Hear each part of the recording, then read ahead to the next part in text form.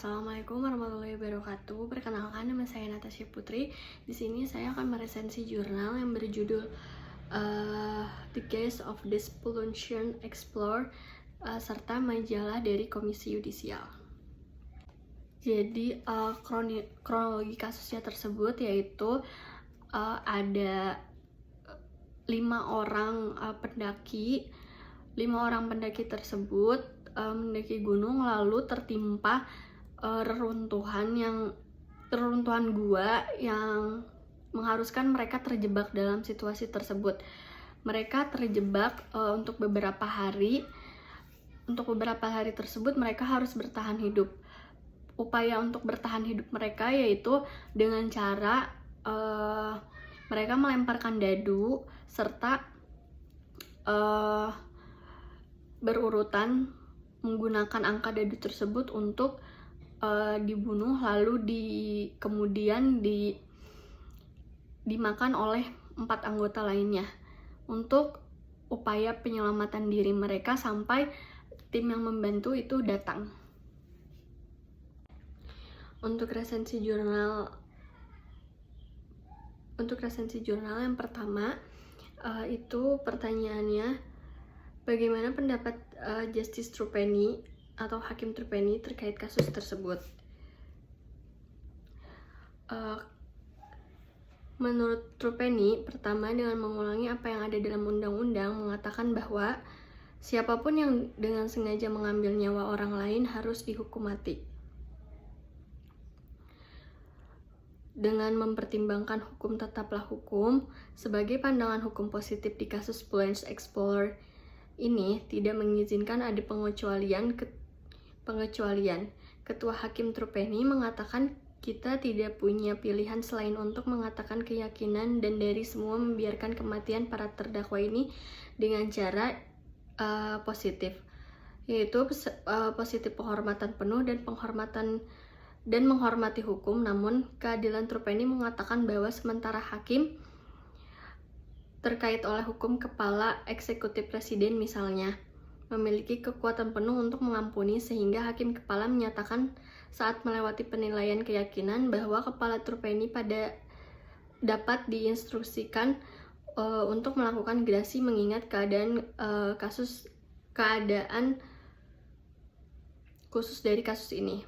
Yang kedua yaitu pendapat Hakim Foster. Menurut Hakim Foster, memberikan pendapat keadilan yaitu justice yang menggunakan keadilan natural law atau hukum alam untuk menginformasikan cara dia berpikir tentang penilaian dalam mempekerjakan dan menjelaskan tradisi mengenai natural law dengan mencari pembebasan dalam kasus ini. Dia percaya bahwa maksimalnya alasan hukum berhenti sendiri berlaku untuk kasus yang luar biasa ini. Hal ini dimaksud dengan frasa hukum untuk suatu alasan, dan jika alasan itu menghilang, hukum juga akan menghilang. Sekarang apa ini selain rasa hukum alam dasar bahwa the law itu sendiri hanya dibenarkan oleh suatu di luar hukum. Jadi ini sangat berbeda dari pandangan positif bahwa hukum sendiri. Dalam pandangan ini, dia juga menyebutkan bahwa nilai mutlak kehidupan dinilai berlebihan dalam hal ini. Menurut dia ini sangat ironi. Dalam upaya penyelamatan kelima penjajah harus memakan 10 nyawa petugas penyelamat. Jika tidak salah dari petugas penyelamat untuk mencoba menyelamatkan 5 nyawa, mengapa salah bagi 4 penjelajah untuk melakukan pengaturan yang akan menyelamatkan ke-4 nyawa dengan biaya 1 nyawa?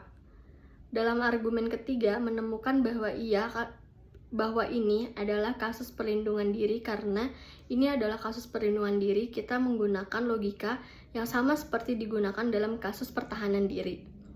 Dia memahami kasus terdakwa sebagai kasus pelestarian diri dan menggunakan logika yang sama yang digunakan dalam kasus perlindungan diri untuk membenarkan tindakan pelestarian diri sendiri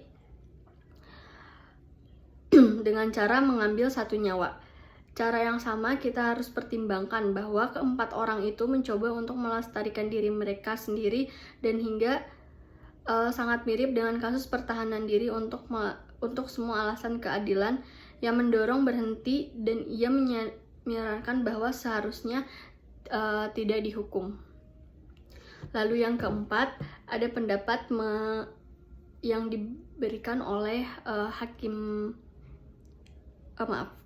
Lalu yang ketiga itu ada pendapat dari Hakim Tating mengenai kasus tersebut. Di dalam kasus ini Hakim Tating berpendapat dia sangat berpikir kritis. Dia berpendapat bahwa terdakwa benar untuk membunuhnya. Dia sendiri tidak akan mampu memenangkan kasus ini dengan memohon pertahanan diri, sama seperti tahanan yang dihukum. Tidak akan dibenarkan untuk membunuh Algojo. Ini dikaitkan dengan kasus Commonwealth versus Valjean, adalah kasus di mana pengadilan tidak menerima pembenaran kelaparan sebagai alasan untuk mencuri makanan. Lalu yang keempat, ada pendapat menurut Hakim Ken. Ia berpendapat jika ia menjadi warga negara sipil biasa, beliau akan mengambil tindakan yang jauh dalam memberikan gerasi, dikarenakan yang sudah dirasakan oleh terdakwa tersebut sudah cukup sangat menderita. Dalam urusan membayar perbuatan yang telah mereka lakukan, ada yang menjadi masalah dalam kasus ini, apakah terdakwa melakukan kesalahan tersebut dan sudah memenuhi unsur pembunuhan. Lalu yang kelima, ada pendapat dari Justice Handy, yaitu dia tidak berpendapat mengenai benar atau salahnya suatu putusan yang dibuat ini, namun ia menerangkan bahwa terdakwa tidak bersalah atas dakwaan dan juga hukuman yang akan didapatkan tersebut harus dihilangkan, karena kembali lagi ke yang tadi itu merupakan upaya untuk penyelamatan diri bagi seseorang yang sedang terancam nyawanya. Lalu yang keenam itu pendapat diri saya berpendapat bahwa keempat terdakwa tidak harus mendapat hukuman, karena keempat terdakwa tersebut harus mengorbankan satu temannya karena dalam upaya penyelamatan diri. Jadi salah satu dari mereka harus ada yang dikorbankan, dan menurut saya itu juga tidak dapat memenuhi unsur pembunuhan berencana, karena dari awal juga sudah ada kesepakatan dari para lima pendaki tersebut untuk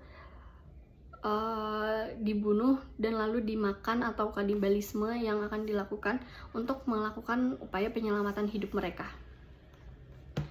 Lalu yang terakhir yaitu saya akan meresensi majalah Kaya mengenai dinamika peranan hakim di masyarakat, yaitu bahwa pada umumnya institusi utama untuk membuat hukum umumnya berada di kekuasaan legislatif. Kekuasaan yudikatif atau kehakiman umumnya mempunyai peran untuk menegakkan hukum yang telah dibuat oleh legislatif itu sendiri. Produk buatan legislatif ini berupa konstitusi maupun undang-undang yang merupakan harkat tertinggi, di mana undang-undang serta produk hukum harus sesuai atau tidak sesuai dengan konstitusi yang negara yang dianut tersebut. Putusan hakim dapat menghasilkan implikasi serius bagi para pihak yang berperkara di pengadilan. Lalu, putusan hakim dapat membuat hak kepemilikan terhadap suatu harta benda berpindah tangan. Lalu, putusan hakim dapat membuat hak kepemilikan terhadap suatu harta benda berpindah ke suatu tangan. Putusan hakim dapat merenggut kebebasan seseorang. Sama halnya dengan putusan hakim juga dapat memberikan dampak luas bagi keseluruhan masyarakat. Demikian resensi yang dapat saya sampaikan. Kurang lebihnya mohon maaf. Wabillahi taufiq wal hidayah. Wassalamualaikum warahmatullahi wabarakatuh.